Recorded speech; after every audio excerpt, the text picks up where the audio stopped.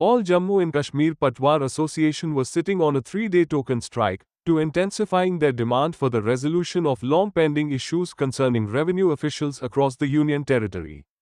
While Kashmir Examiner reporter Irfan Khan interacts with them to know the genuine demands of Patwaris.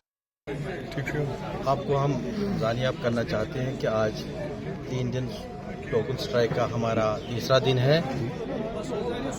हम सब यहाँ पे ज़िला अनंतनाग में तमाम बुनियादी मेंबरान, जिनमें तमाम पटवारियाँ व गिरदावर साहिबान आल जम्मू कश्मीर पटवार एसोसिएशन के बैनर तले काम छोड़ हड़ताल पर बैठे हुए हैं।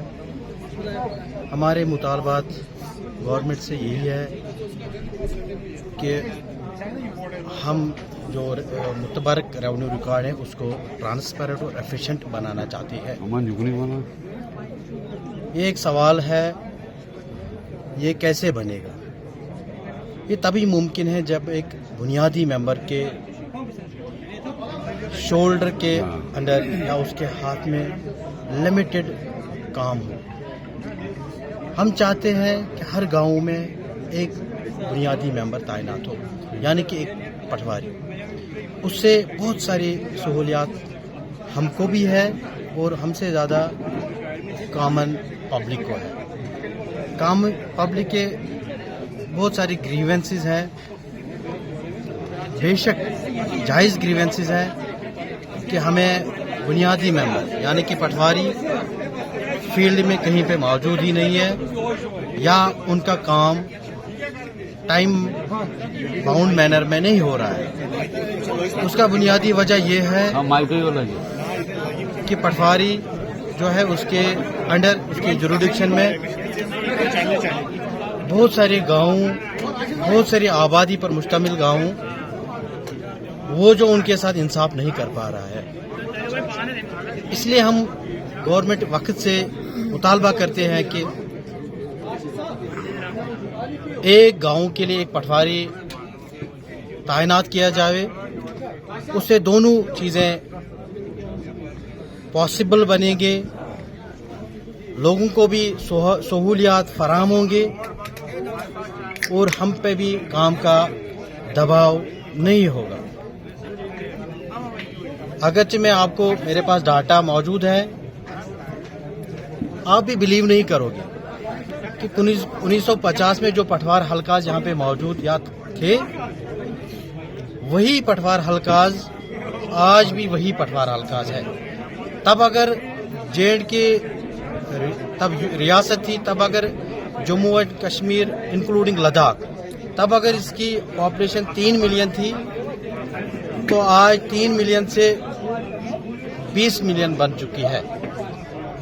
और इस रेवेन्यू डिपार्टमेंट में तब से आज तक कोई ऐसा मेजर रिफॉर्म नहीं लाया गया जिससे एक बुनियादी सतून, जिसको हम कहें, उसका स्ट्रक्चरल रिव्यू हो। अगरचे 2014 में एक मुस्बत कदम गवर्नमेंट, यहाँ के गवर्नमेंट ने उठाया।